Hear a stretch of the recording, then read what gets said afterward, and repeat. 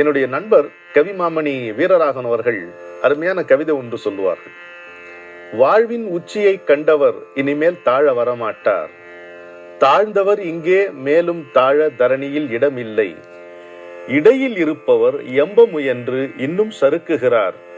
இருப்பதே போதும் என்று எண்ணாமல் ஏனோ மயங்குகிறார். இடையில் இருப்பவர் எம்ப முயன்று இன்னும் சறுக்குகிறார். இருப்பதே போதும் என எண்ணாமல் ஏனோ மயங்குகிறார் என்கிறார். ரொம்ப அருமையாக மனிதனுடைய மனநிலையை படம் பிடிக்கின்ற வரிகள் இவை. நம்முடைய துன்பங்களுக்கெல்லாம் காரணம் நிறைவு நமக்கு இல்லாததுதான் என்பதை கவிமாமணி வீரராகவனுடைய இந்த கவிதை வரிகள் நமக்கு சித்தரித்து காட்டுகின்றன. இருப்பதே போதும் என்னும் ஓர் நிறைவில் இதயம் நிரம்பி ததும்பட்டும். அதுலதான் இதயம் முழுமையாகும். பொருளால் இதயம் முழுமையடையாது, நிறைவால் தான் முழுமையடையும். இருப்பதே போதும் என்னுமோர் நிறைவில் இதயம் நிரம்பி ததும்பட்டும். எது கிடைத்தாலும் அதிகம் என்னும் எண்ணமே செல்வம் புரியட்டும். ஒருவர்க்கொருவர் உதவி கொள்ளவே உலகப் பந்து சுழல்கிறது. உலகம் நலம் பெற வாழுவதொன்றே உயிர் வாழ்க்கை என சொல்லுவது இல்லையா? உலகம் நல்லா இருந்தா தான் நாம நல்லா இருக்க போறோம். One for all for one, அப்படி இருப்பதுதான் வாழ்க்கை. அதற்காகத்தான் இந்த உலகம் என்பது ஏற்படுத்தப்பட்டிருக்கிறது. வாழ்க்கை என்ற வாய்ப்பு இறைவனால் நம் முன்னே விரிக்கப்பட்டிருக்கிறது. ஒவ்வொருவருக்கும் அனைவருமாய் உயிருடன் உயிராய் பழகிடுவோம். ஒவ்வொருவருக்கும் அனைத்துமாய் ஆண்டவன் உள்ளான் மகிழ்ந்திடுவோம். One for all for one என்று சொன்னேன். அதுபோல் ஒவ்வொருவருக்கும் அனைத்துமாய் ஆண்டவன் உள்ளான் மகிழ்ந்திடுவோம். Not only God is available for all, but all of God is available for everyone என்பார் என்னுடைய குருநாதர். Not only God is available for all, but all of God is available for everyone. ஒவ்வொருவருக்கும் அனைத்துமாய் ஆண்டவன் உள்ளான், உணர்ந்திடுவோம், மகிழ்ந்திடுவோம். பெரியவர் உட்கார்ந்திருக்கிறார். தூரத்துல ஒரு பாட்டி, மூதாட்டி, விதவையாக இருக்கக்கூடிய பாட்டி, யாரும் ஆள் இல்லை அந்த பாட்டி. அவங்க ஏதோ சொல்லணும்னு சொல்லுறாங்க. அந்த அணுக்க தொண்டு ரெண்டு எல்லாம் போதும், சும்மாரு, திரும்ப அதெல்லாம் போய் சொல்லிட்டு இருக்க வேண்டாம். என்ன சொல்ற சொல் அப்படின்னாங்க. சரின்னு பாட்டி கிட்ட வந்து பெரியவர்கிட்ட சொல்றாங்க. இல்லை இந்த மாதிரி அனாதையா இருக்கிறவளுக்கெல்லாம் 20 ரூபா பென்ஷன்னு அரசாங்கத்தில் அறிவிச்சிருக்காளாம்.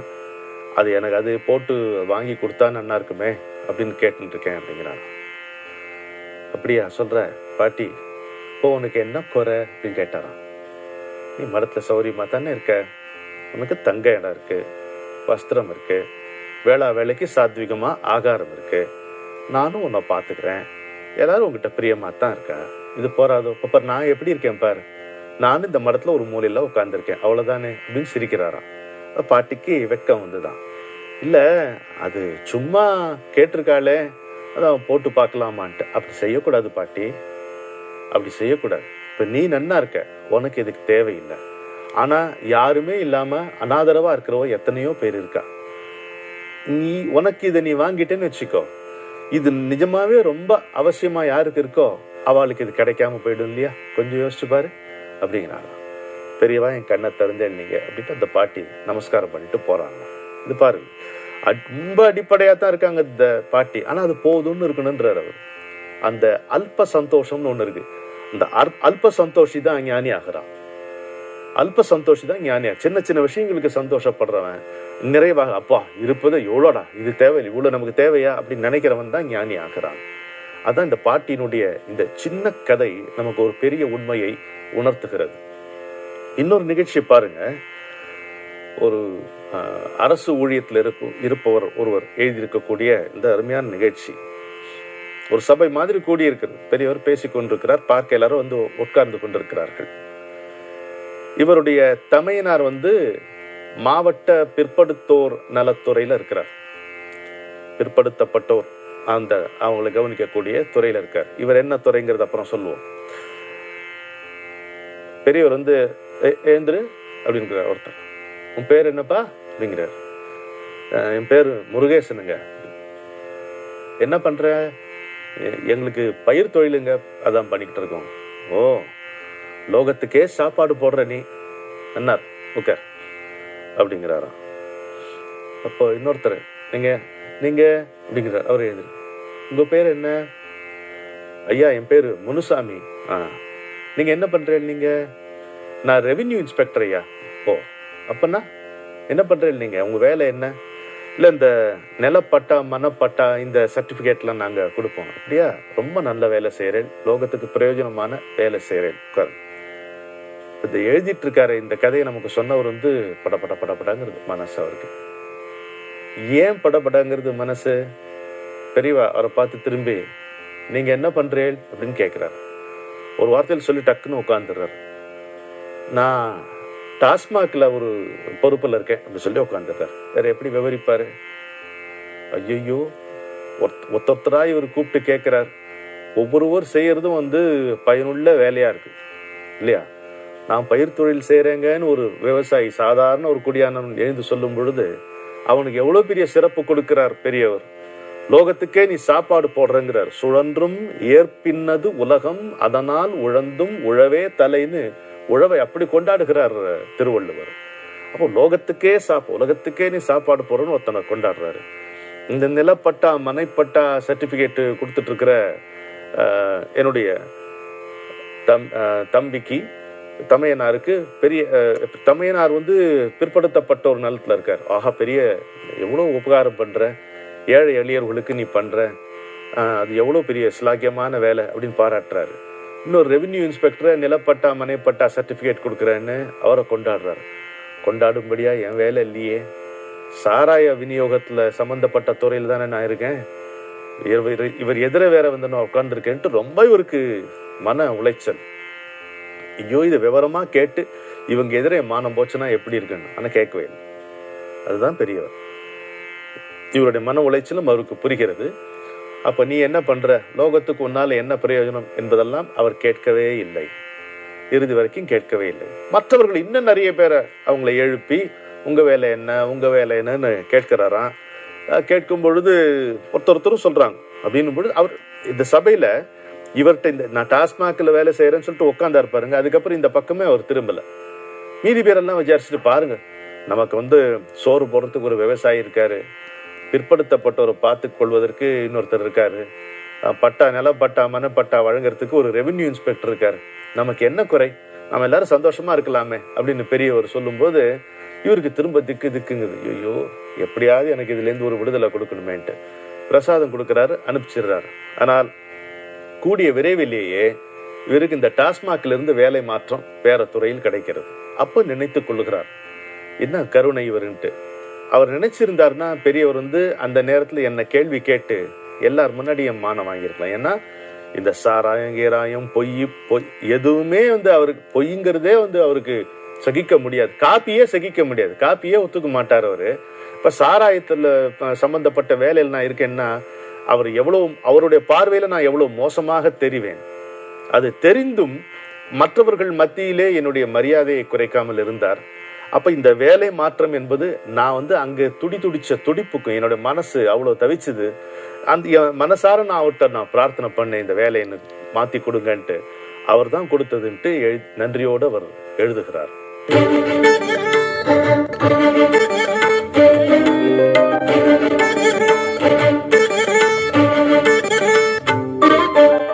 எல்லாருடைய நாடியும் தெரிந்தவர் தான் மகான். மகா பெரியவாளுக்கு எல்லாருடைய நாடியும் தெரியும் இல்லையா? நம்முடைய நாடினா நம்முடைய கதை, நம்முடைய ஹிஸ்டரி முழுக்க அவருக்கு தெரியும்.